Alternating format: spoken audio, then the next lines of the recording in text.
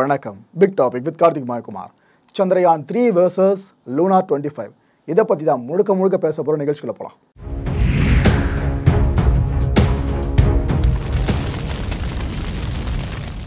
சமீபத்தில் இந்த propulsion module இருக்குல்ல பிஎம், இதிலிருந்து எல்எம் இது பிரிஞ்சிருந்துச்சுங்க. இந்த செப்பரேஷன் ப்ராசஸ் வெற்றிகரமாக நடந்து முடிஞ்சது நம்மளுக்கு தெரியும். ஆனால் அந்த எல்எம்மோட ஹெல்த் எந்த அளவுக்காக இருக்குது, பிரிஞ்சதுக்கப்புறம் எந்த அளவுக்காக இருக்குது, இந்த சந்தேகம் இருந்துச்சுல மனசில். இந்த சந்தேகத்துக்கு பதிலாக இஸ்ரோ இப்போ தெரிவிச்சிருக்காங்க. மக்கள் யாரை ஒரி பண்ண வேண்டாம், இந்த லேண்டர் மாடியூலோட ஹெல்த்து ரொம்ப நல்லா இருக்குது அப்படின்ட்டு அவங்க அஃபிஷியலாக சொல்லியிருக்காங்க. அழகாக பாருங்கள், இதுக்கு தான் தவம் கிடந்தோம். எப்படா அந்த நிலவுக்கு ரொம்ப நெருக்கமாக இந்த லேண்டர் மாடியூல் வரும்னு சொல்லிட்டு ஒரு வழியாக வந்திருக்கு. இந்த செப்பரேஷன் ப்ராசஸ் முடிஞ்சதுமே லேண்டர் இமேஜர் எல்ஐன்னு சொல்லுவாங்க. இதோட கேமரா 1ல் ஒரு காட்சி பதிவு பண்ணப்பட்டிருக்குங்க, நிலவோட காட்சி. நல்லா நோட் பண்ணியிருப்பீங்க, கௌரவ தோற்றமாக நம்ம பூமியை சைடில் வந்து போகிற மாதிரி இருக்கும். ரைட்டு, இதுக்கு முன்னாடி என்ன நடந்திருக்குன்னா, இட் மீன்ஸ் கடந்த 15ஆம் தேதி என்ன இருக்குது, இந்த லேண்டர் பொசிஷன் டிடெக்ஷன் கேமரா இருக்குது பார்த்தீங்களா, இதை எல்பிடிசி அப்படின்னு சொல்லுவாங்க. இந்த கேமராவில் நிலவு பதிவு செய்யப்பட்டிருக்கு காட்சிகளாக. அந்த வீடியோவும் இஸ்ரோவால் வெளியிடப்பட்டிருக்கு. நிலவில் இருந்து இப்போ நம்மளோட அந்த விண்கலம் இருக்குல்ல, அது எவ்வளோ தூரத்தில் இருக்குன்னு பார்த்தீங்கன்னா வெறும் 157 கிலோமீட்டர் தூரத்தில் தான் நாம் இருந்துக்கிட்டு இருக்கோம். வெறும் 157 கிலோமீட்டர். பெரிய சாதனைங்க. உலக நாடுகள், பெரிய நாடுகள், வளர்ந்த நாடுகள்லாம் பட்ஜெட் அப்படி ஒதுக்கி ஒரு பிளானை எக்ஸிக்யூட் பண்ணி அதில் ரிசல்ட் பார்க்குறதுக்கும், நம்மளை மாதிரி வளரும் நாடு ஒன்று குறைஞ்ச பட்ஜெட்டில் இவ்வளோ பெரிய பிளாக் பஸ்டர் படத்தை கொடுக்குற மாதிரி தான் இப்போ ஏற்பட்ட ப்ராஜெக்டை வெற்றிகரமாக கொண்டு போகிறதுக்கும் பெரிய வித்தியாசம் இருக்குது. இந்தியா சார்ந்து இந்தியர்கள் எதை நினச்சி பெருமைப்படுறீங்களோ இல்லையோ, இந்த விஷயம் சார்ந்து கண்டிப்பாக நீங்கள் பெருமைப்படலாம், தலை நிமிர்ந்து நிற்கலாம். வெறும் 157 கிலோமீட்டர் நாம் இருக்கோம் அப்படின்னா 23ஆம் தேதிக்குன்னு ரொம்ப நாட்கள் கிடையாது. ஸோ நிலவில் நாம் லேண்ட் ஆக போகிறது கிட்டத்தட்ட உறுதியாக இருக்குது. நாளைக்கு மிக முக்கிய நாளுங்க. நாளைக்கான அப்டேட்டை செய்தி ஊடகங்களை கண்டிப்பாக பார்த்து தெரிஞ்சுக்கங்க. என்னென்னா, இந்த எல்எம் இருக்குல்ல லேண்டர் மாடியூல், இப்போ அது மட்டும் தான் தனியாக சுற்றிக்கிட்டு இருக்குது. அது கூட ப்ரொபல்ஷன் மாடியூல் கிடையாது, மைண்டில் வச்சுக்கோங்க. இந்த எல்எம்மோட செகண்ட் டீபூஸ்டிங் ஆப்ரேஷன் நாளைக்கு நடக்க போகுது.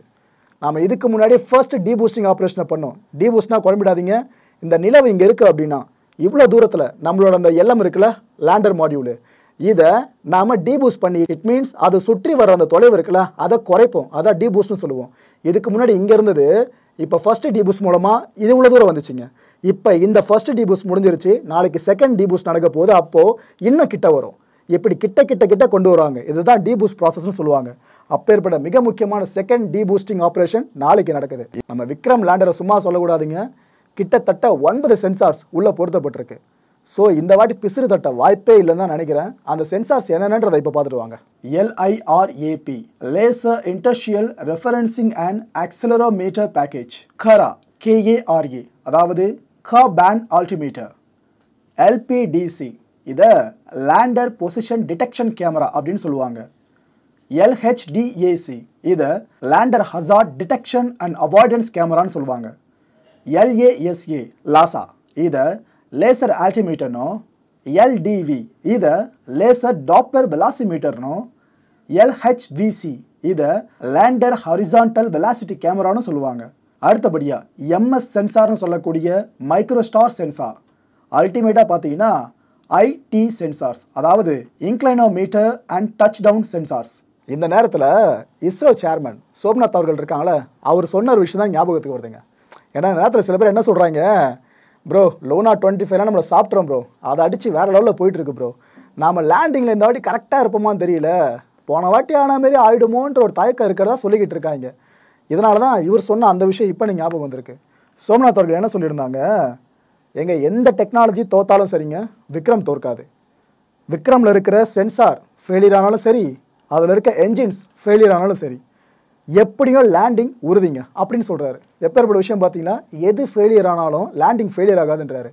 இதில் ஒரு நம்பிக்கையாக பேசுகிறாருன்னா காரணம், சந்திரயான் 2ல் நாம் என்னென்ன தவறுகளை பண்ணியிருந்தோமோ அது எல்லாமே இந்த சந்திரயான் 3 மிஷனில் சார்ட் அவுட் பண்ணப்பட்டிருக்கான். அதனால் அந்த மனுஷன் இவ்வளோ கட்ஸோடு இவ்வளோ ஓப்பனாக சொல்லியிருக்காரு, எது ஃபெயில் ஆனாலும் லேண்டிங் ஃபெயிலே ஆகாதுன்னு சொல்லிட்டு. நான் சந்திரயான் 2ல் நாம் மிஸ் பண்ண இடம் லேண்டிங் தான், அதை யாருமே மறந்துருக்க மாட்டோம்.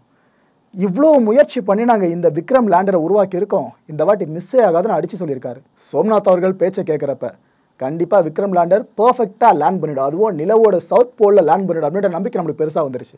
இதுக்கப்புறம் என்ன பாவம்னு கேட்டிங்கன்னா, இதுதாங்க நடக்கும். இந்த விக்ரம் லேண்டர் இருக்குல்ல, அதில் இருந்து ரோவர் வெளியே வரும். வெளியே வந்து இந்த ரோவர் தான் இந்த சாயில்ஸ் அண்ட் ராக்ஸ் இருக்குல்ல இதோட சாம்பிள்ஸை கலெக்ட் பண்ணும். இந்த மிஷனோட உயிர் நாடியே அந்த சாம்பிள்ஸை கலெக்ட் பண்ணி சோதனைக்கு உட்படுத்துறது தான். அப்பேற்பட்ட மிக முக்கிய வேலையை தான் இந்த ரோவர் பண்ணும். நினச்சி பாருங்களா, ரோவர் மட்டும் விக்ரமில் இந்த சேஃப் லேண்டிங்க்கு பிற்பாடு வெளியே வந்துச்சு அப்படின்னா நிலவோட மேற்பரப்புல இருந்து நம்ம பூமியை பார்த்தா எப்படி இருக்குன்னு சொல்லிட்டு தனி சுகங்க. ஆக்சுவலாக இந்த ஒரு ஃபோட்டோ இதுக்கப்புறம் வெளியே வந்துச்சு அப்படின்னு நான் சொல்கிறேன். ஏன்னா இது கற்பனை இமேஜ் தான். ஆனால் இது நிஜத்தில் நடந்து அந்த ஃபோட்டோ உண்மையிலே வெளியே வந்துச்சுன்னா வேறு லெவலில் இருக்கும்.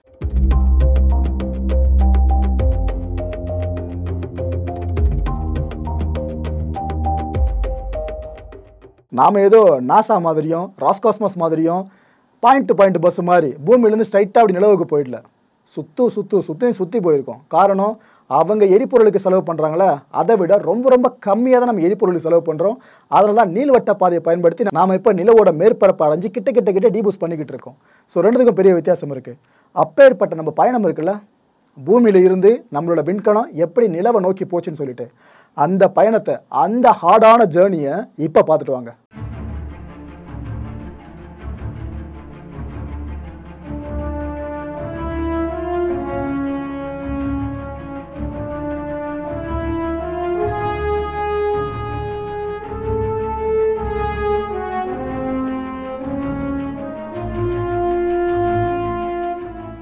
மக்களே, இந்த கான்டென்ட்டை பொறுத்த வரைக்கும் நாமெல்லாம் சிந்திக்க வேண்டியது இந்த விஷயத்தை பற்றி தான். இது என்னன்னு பார்த்தீங்கன்னா ஒரு ஒப்பீடு. இந்த பக்கம் தெரிகிற டேட்டாஸ்லாம் நம்ம சந்திரயான் 3 மிஷன் இருக்குல்ல அது சார்ந்த டேட்டாஸ். அந்த பக்கம் தெரியுது லூனா 25ங்க, ரஷ்யாவோட அந்த மிஷன் இருக்குது பாருங்கள், அதோட டேட்டாஸ்.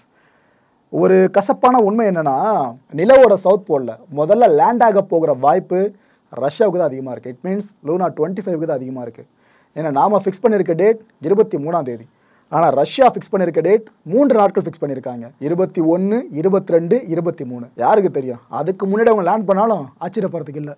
ஸோ இப்போ ஏற்பட்ட ஒரு ரேஸ் நிலவு சார்ந்து போய்கிட்டு இருக்கு. இதில் இந்த கவுண்ட் டவுன் இருக்குல்ல, இதை கொஞ்சம் நோட் பண்ணி பாருங்கள். அதாவது இப்போதைக்கு இருக்க நிலவரப்படி பார்த்தீங்கன்னா நாம் நிலவை அடையிறதுக்கு 4 நாட்கள் வரைக்கும் இருக்குது. ஓகேவா, 4 நாட்கள். இதை லூனாவோட கவுண்ட் டவுன் பாருங்கள். ஒரு நாள் 13 மணி நேரத்தில் கூட அவங்களால லேண்ட் பண்ண முடியும். இந்தளவுக்கு அவங்களோட மிஷன் ஸ்பீடாக போயிட்டுருக்கு. அது மட்டும் இல்லை, இந்த நிலவோட மேற்பரப்பு இருக்குல்ல அது சார்ந்து அடுத்த கட்ட புகைப்படங்களையும் லூனா 25 மிஷன் ஒன்றா வெளியிட்டுக்கிட்டு இருக்கு. அது ஒரு பக்கம் நடந்துக்கிட்டு இருக்கு. இதில் இப்போதைக்கு மக்கள் புரிஞ்சுக்க வேண்டிய ஒரு விஷயம், முதல்ல யார் லேண்ட் பண்ணுறான்றது முக்கியம் இல்லை, சாம்பிள்ஸை கலெக்ட் பண்ணி யார் உரிய ரிசல்ட்டை பப்ளிஷ் பண்ணுறான், இதுதான் இந்த மிஷன் ஜெயிச்சுதா தோத்துதா இதை முடிவு பண்ண போகிறது. வெயிட் பண்ணி பார்க்கலாம். ஏன்னா ரஷ்யாவுக்கு நேரங்களை கிடைக்கல போல இருக்குங்க. இவ்வளோ நாட்கள் வெயிட் பண்ணிவிட்டு கரெக்டாக நம்ம ஒரு சாதனையை படைக்கிறோம், நிலவோட தென்துருவ பகுதியில் லேண்ட் பண்ண முதல் நாடு இந்தியான்ற பேர் கிடைக்கிற நேரத்தில் நம்மளோட உற்ற நட்பு நாடு தான் ரஷ்யா, அவங்க இந்த வேலையை பார்த்து விட்டாங்க. ஆனால் ராஸ்காஸ்மோஸாக ஒரு பக்கம் சொல்லிட்டாங்க, போட்டிலாம் இல்லைங்க, நாங்கள் ஏற்கனவே பிளான் பண்ணோம், அதை அப்போ பண்ண முடியல, இப்போ பண்ணியிருக்கோம் அப்படின்றாங்க. ஆனால் அவங்க என்னதான் சொன்னாலும் உண்மை நம்மளுக்கே தெரியுது, வருஷத்தில் எவ்வளோ நாட்கள் இருக்குது, அதெல்லாம் விட்டுட்டு நாம் லேண்ட் ஆக போகிறோன்னு சொல்லிட்டு ஒரு க்யூரியஸில் இருக்கோம் பாருங்கள். கரெக்டாக அந்த இடத்த சூஸ் பண்ணி ஒரு பெரிய போட்டியாக உலகமே திரும்பி பார்க்குற மாதிரி இந்த ஒரு விஷயத்தை மாற்றி விட்டாங்க. பார்க்கலாம். கசப்பான உண்மையை பற்றி சொல்லிட்டேன். ஆனால் அடுத்த நொடி வாழ்க்கையில் எவ்வளோ சர்ப்ரைசஸை மறைச்சி வச்சுருக்கோம் நம்மளுக்காக. வெயிட் பண்ணி பார்ப்போம். அடுத்த நிகழ்ச்சியை சந்திக்கலாம். நன்றி, வணக்கம்.